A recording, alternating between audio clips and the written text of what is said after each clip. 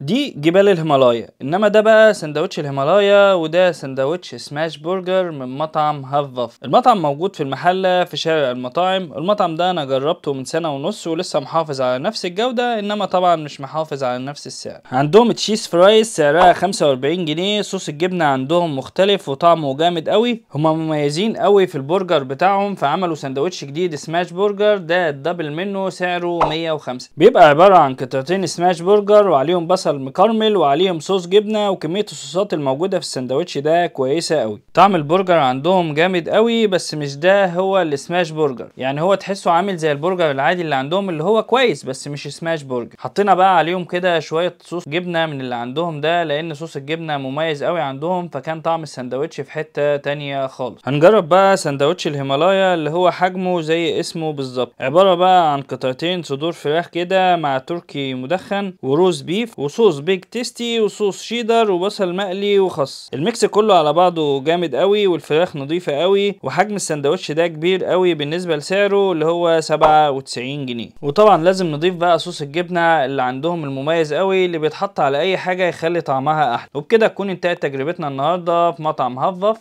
لايك وفولو عشان في تجارب تانية جامدة جدا.